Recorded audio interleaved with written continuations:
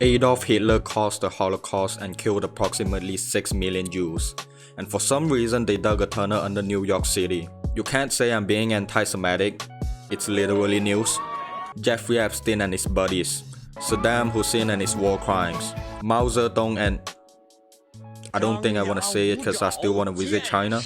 It's a great vacation spot to be honest. And a kid named Kevin when he deliberately tried to make me shit my pants by raising his hands and asked the teacher if he could use the restroom after I accidentally swore in class. You stupid n***! What do you picture them? They're evil, right? Especially you, Kevin. Humans are seen as a creature that holds moral value. But when you go back in time and study the history of humanity, you would be surprised to find out how bad it is to survive in those times, cause your ass couldn't be protected since the laws were weak and biased. But seeing people fight for their life in exchange for 2 beans is actually kinda funny even when you are being condemned to death for saying the wrong words. Do you know why Singapore banned chewing gums? It's cause some motherfuckers in 1991 decided to stick their illy chewing gum between the train doors, causing them to stop as the doors couldn't fully close. And now Doberman chewing gum is like a shiny Pokemon in that country, and carrying it is equally as illegal as setting off a nuclear warfare. Thank God I don't live there. Remember, rules and laws are made because someone did it and it caused a minor inconvenience to society. And here comes the bold statement. Humans are inherently born evil. Or are we? I'ma be the degenerate version of Aristotle in this video. My boy Manchus here believes that humans are good in nature. But my boy over here, Shunzi, said humans are evil in nature. So who's wrong and who's right? Neither, I'd say. Apparently the angel and the devil inside of us are real. They are seen as the voices in our head, our compassionate thoughts and our intrusive thoughts. The saintly figure inside of us drives us to be conscious and act rationally upon all circumstances, like helping an elderly cross the road, trying to make a kid happy, taking a bullet for the homies, and beating the living shit out of the robber who just mugged Thomas Wayne and his family. Those are the things we try to do on our daily basis to keep up with morality. On the flip side of the coin, we have hating the pattern when we see an elderly person crossing the road, popping a kid's balloon and making him sad, betraying our homies, and killing Bruce Wayne's parents just to accidentally break his mom's pearl necklace. Those are the sins we are trying to avoid. I may have exaggerated these devious acts and you probably won't casually do them, but just like rest of the humans, we all have our own tendency to be bad, whether it is for the sole purpose of pleasure, or physiological needs, or pulling girls. We are all sinners. But that was a study conducted at the Yale University Infant Cognition Center, also known as the Baby Lab, involving babies attempting to recognize good and bad by giving them a play of good old puppet show. There is this cat trying to open the plastic box for his schizo medication cause if it doesn't take it, it will start hallucinating and become dangerous to the public. The first scenario shows the puppy in yellow shirt coming forward like a macho man and helping the cat to open up the box lid. Yay! The cat can now go on with his day without talking to Brad Pitt from time to time. The second scenario repeats itself. But instead, this son of a bitch not only doesn't help the cat to open the box, but it slams the box shut and the cat can't take his meds. And as I said, the public will be in peril if it doesn't take its meds. And both the puppies die. One loses both his arms and dies from severe blood loss, and the other one ends up falling off the table and dies from fall damage. When the children were given to choose which law they prefer, even though they couldn't speak just yet cause, of course, they were fucking babies. Over 80% of them picked the good puppy over the evil one. It's awesome, right?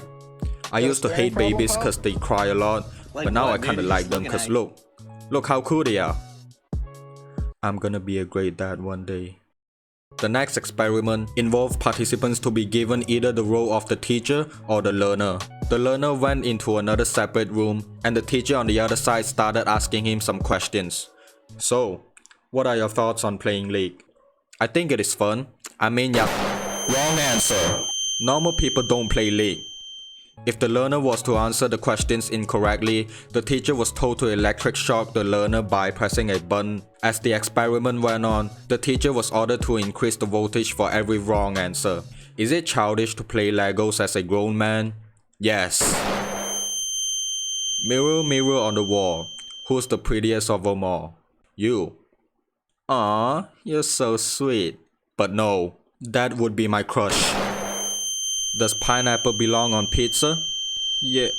Yes? Oh, finally you said something right. You. Yeah, you. You're hating on pineapple on pizza cause the internet told you so. And I don't care what you say about me, I'ma still enjoy my Hawaiian pizza after editing this video. And now, what will you say if a girl texts us that she's going to take a shower? Without me?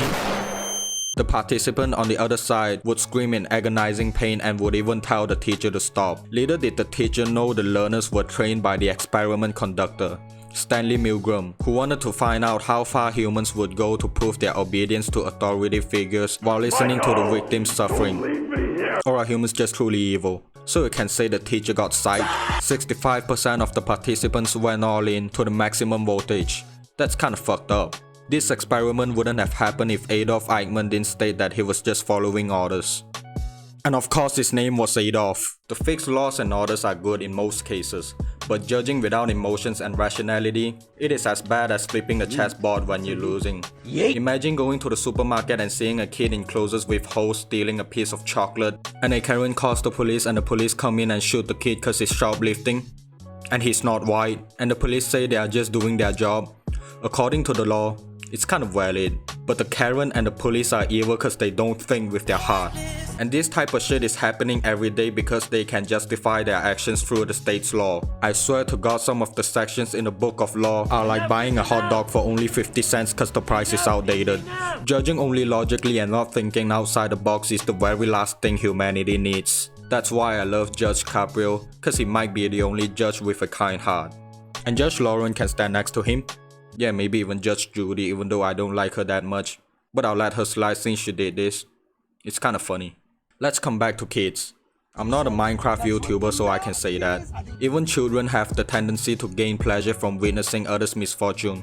Like the other day when I was walking and I accidentally tripped and almost fell. The kid who walked past me giggled and told his parent how goofy I looked. He really thought it was entertaining and funny.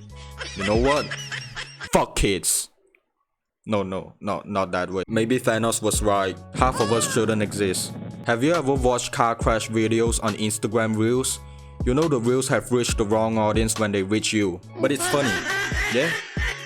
Right? Damn. And that's how you know people like me are evil and mischievous and should rot in hell. But that doesn't completely define the person is actually evil. We are hardwired to be bad and good at the same time. Despite laughing at people's misfortune, we will still have a great sense of sympathy and feel sorry for them. That's how human works. If anything, it's not entirely a bad thing. But if you don't have even the smallest sympathy, you're evil. You're pure evil. And you know who else is evil? The Emmy Awards. Better Call Saul should have won at least an Emmy Award with 53 nominations over the 6 seasons. Bob Odenkirk even nearly died of a heart attack while filming the final season. He got back to the studio like nothing had happened and he got none. Nothing. 0 award. Not even a pat on the back. This is a crime. That's how you know humanity is doomed.